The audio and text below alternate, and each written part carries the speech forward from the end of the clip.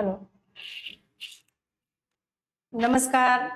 आरोहण कक्षा में, आरोहण क्लासेस में आप सबका स्वागत है। आज की कक्षा में हम काव्य दोष और काव्य रीति से संबंधित प्रश्नोत्तरी लेकर आए हैं। उन प्रश्नों के उत्तरों को हम अच्छे से समझेंगे और इनको हल करेंगे। इसके पहले हमने आपको काव्य दोष के, काव्य रीति के पूरे पाठ अच्छे से पढ़ा दिए हैं, उसकी क्लास भी अच्छे से क्लियर कर दी है। आशा है कि आपको समझ में आ गया होगा। और प्रश्न हम जैसे ही हम प्रश्न ओपन करेंगे, मुझे पूरी उम्मीद है कि आप उनके उत्तर मुझसे पहले बता देंगे। चलिए शुरू करते हैं हम अपनी ये प्रश्नोत्तरी। काव्य दोष प्रश्नोत्तरी। सबसे पहले, पारिभाषिक शब्दावली का प्रयोग होने से काव्य दोष होता है। देखिए, ग्रामत्व दोष ग्रामीण शब्दों का प्रयोग करने से, जहां पर देशज शब्द या ग्रामीण शब्द आते हैं। श्रुति कटुत्व, जो सुनने में कठोर वर्ण हो, कठोर वर्णों का प्रयोग हो। अक्रमत्व, जहां पर वाक्य में पद क्रम सही ना हो, और जब वाक्य में पदक्रम सही ना हो तो ये वाक्य दोष माना जाता है। अप्रतीतत्व, जो पारिभाषिक शब्दावली प्रयुक्त होती है वो अप्रतीतत्व, क्योंकि ऐसे शब्द जो लोक भाषा में प्रचलित नहीं होते हैं, लोक भाषा में प्रचलित नहीं होते हैं, किसी एक विशेष क्षेत्र में जिनका प्रयोग होता है, लोक भाषा में जिनका कोई अर्थ नहीं होता।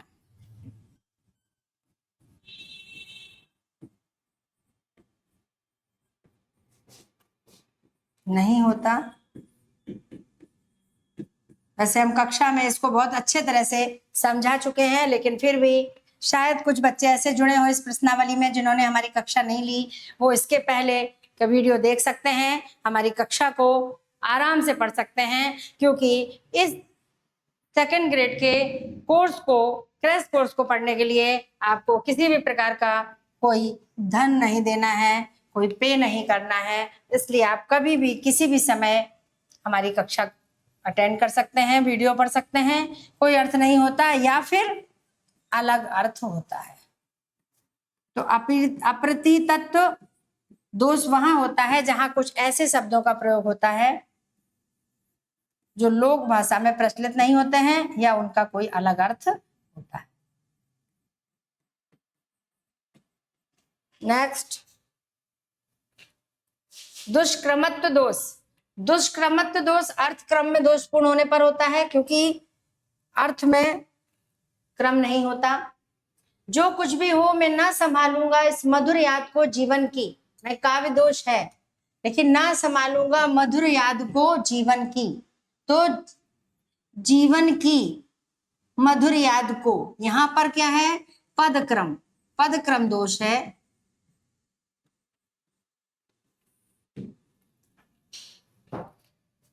मधुर याद को, यानी इस मधुर याद को जीवन की मत नहीं संभालूंगा, कुछ भी हो मैं ना संभालूंगा इस जीवन की मधुर याद को, ऐसे होना चाहिए। इसलिए इसमें अक्रमत्व दोष है।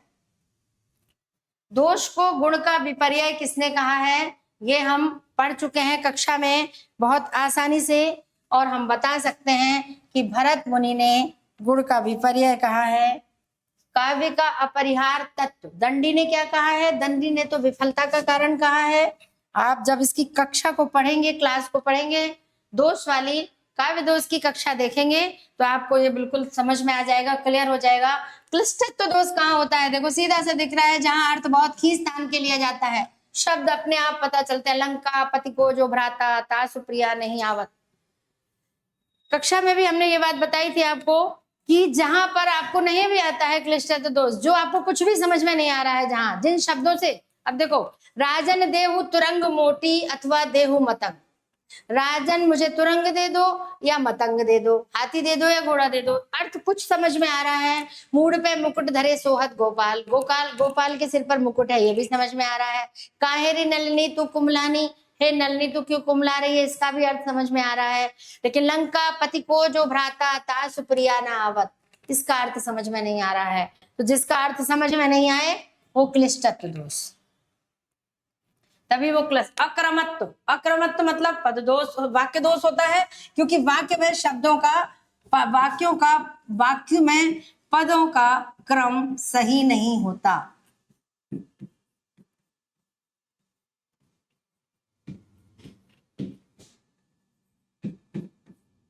इसलिए इसे हम वाक्य दोष मानते हैं। अक्रमत्व दोष का उदाहरण है, वह विंध्याचल पर्वत पर गया, ये नहीं है। मरम वचन तब सीता बोला, इसमें भी क्रम सही है। तत्व ज्ञान की ज्योति से हो आशय को नाश, यहाँ भी देखो ये आशय शब्द आ गया है, ये पारिभाषिक शब्दावली का है। ये रहस्यवाद की, रहस्यवाद में इसका अर्थ है दुख सुख जनित, दुख सुख जनित वासना का नाश।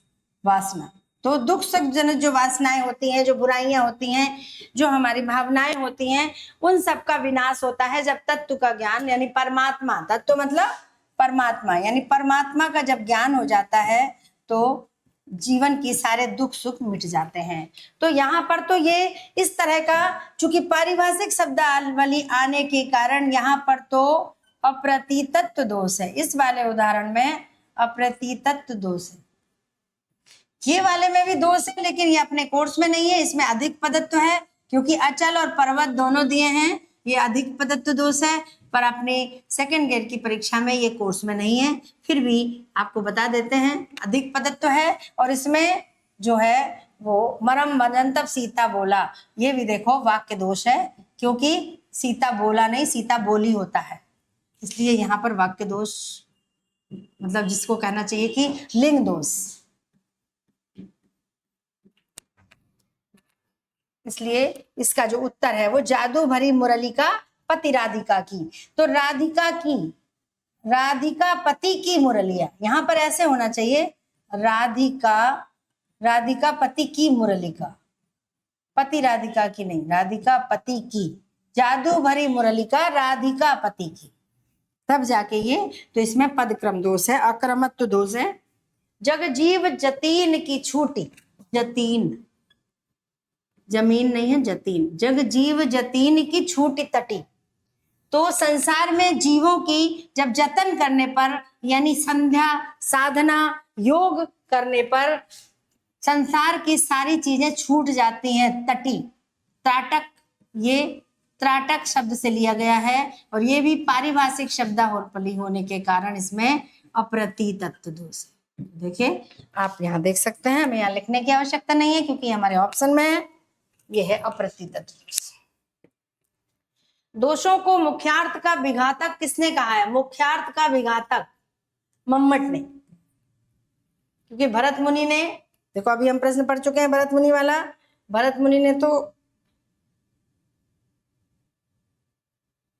दंडी ने विफलता का कारण कहा है, भरत मुनि ने विपर्य कहा है।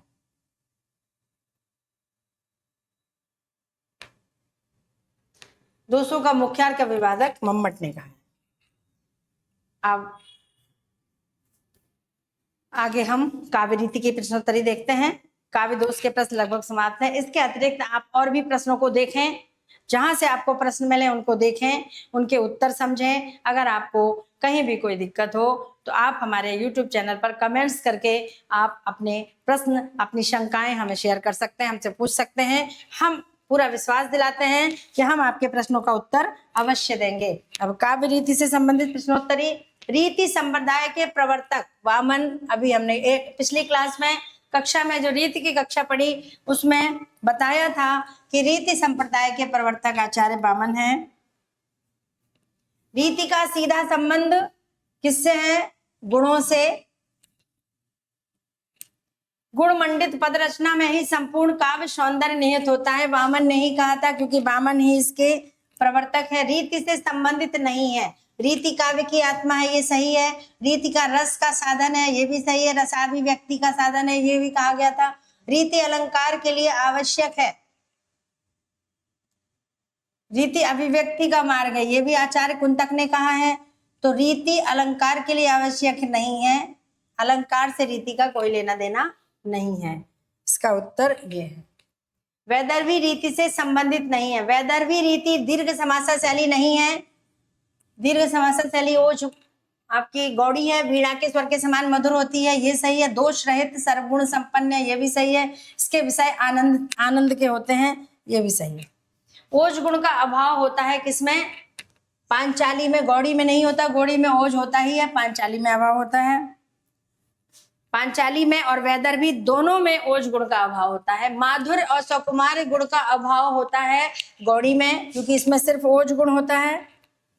वैदर्भी रीति में किस गुण का अभाव होता है? वैदर्भी रीति में सिर्फ ओज गुण का अभाव होता है, बाकी सारे 9 गुण पाए जाते हैं। भरत मुनि के द्वारा बताए हुए 9 गुण, यहाँ हम इसको आप देख सकते हैं। यहाँ जो 9 गुण होते हैं, चाहे वो श्लेष हो, कांति, समाधि, वैसे तो 7 गुण होते हैं इसमें, कांति, समाधि, उदारता, सुकुमार, माधुर्य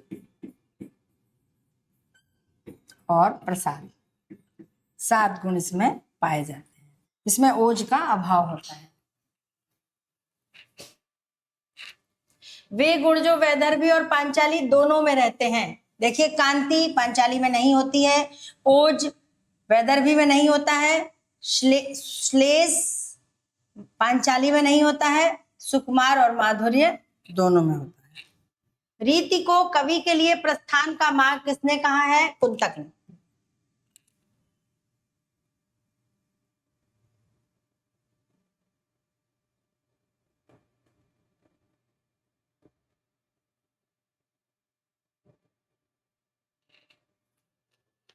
इस प्रकार हमारी ये काव्य दोष और काव्य रीति की प्रश्नोत्तरी संपूर्ण हुई। सभी प्रश्नों का उत्तर हमने आसानी से समझा, देखा और आशा है कि आप सबको समझ में आया होगा।